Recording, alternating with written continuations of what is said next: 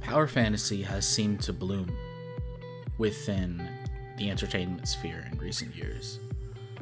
It seems half of the series being published these days feature a character with truly absurd powers, just absolutely destroying their enemies with no challenge. Solo Leveling is a recent example of a power fantasy with immense popularity, even leading to a well-received anime adaptation.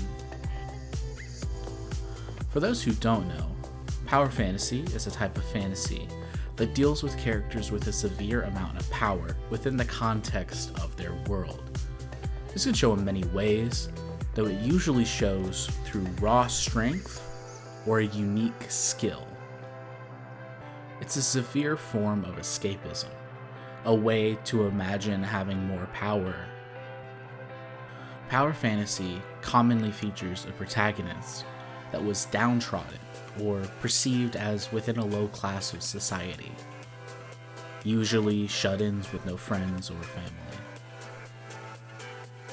These protagonists usually awaken to an ability that is either uniquely overpowered or simply have more of how they measure strength within that world, whether it's magic or just pure strength. These two traits are the main difference between power fantasy and fantasy.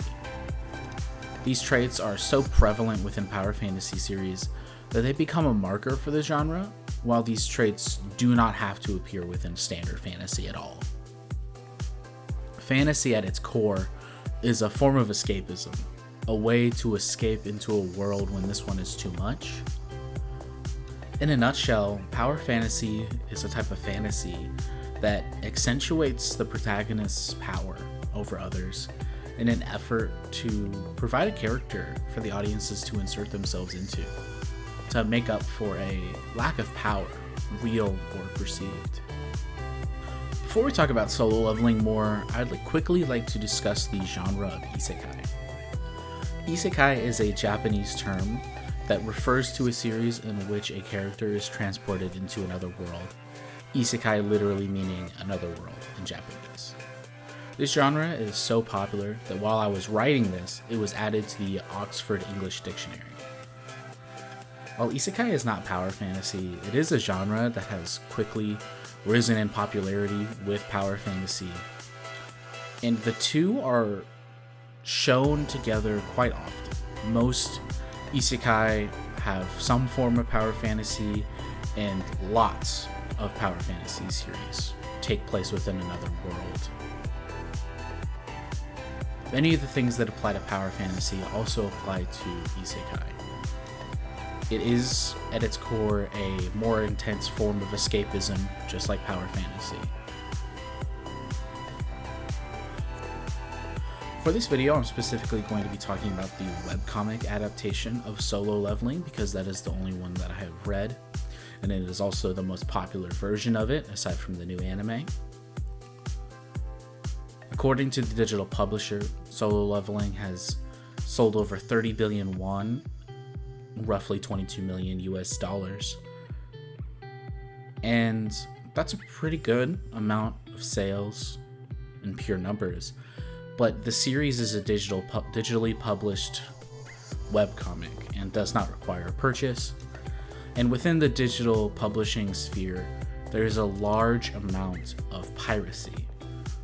So the true popularity of a series like Solo Leveling cannot really be understood through raw numbers.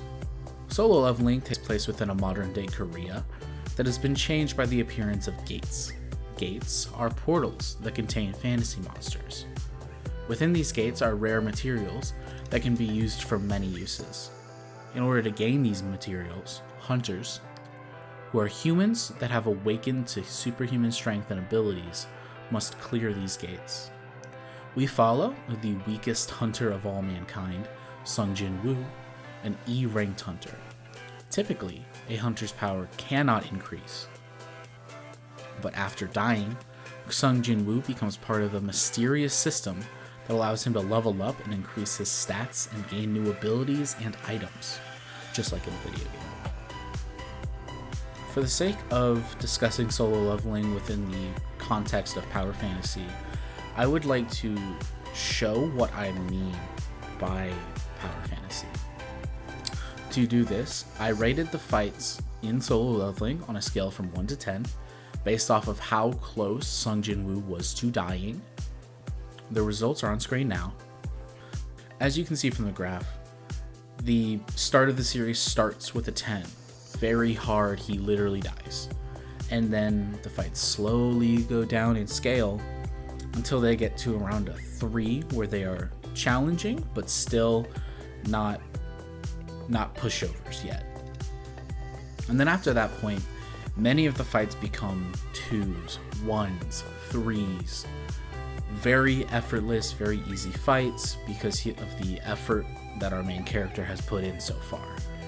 Aside from that, the only fights that really peak this graph are major fights that represent major character changes or major changes within the world or the context. And this is a clear trend of our main character's absolute dominance over his enemies, sort of as a reward for the work that he's put in so far. A nice way of looking at things. People get rewarded for the work that they do. Sort of an idealistic view of the world. Now, it may seem like I've been trying to discredit, or to be blunt, kind of shit on the genre of power fantasy, but I see it in a much more nuanced way. Sometimes we just need an escape, and what better escape than into a world like the one portrayed within Solo Leveling, a world where the strong are that way because they worked hard, and there's nothing wrong with a little escape every once in a while. But if things are feeling completely hopeless and you feel like you have no agency in your life, get some help. Because no one deserves to feel that way, and escaping into fiction is not a replacement for a fulfilling life. Thank you.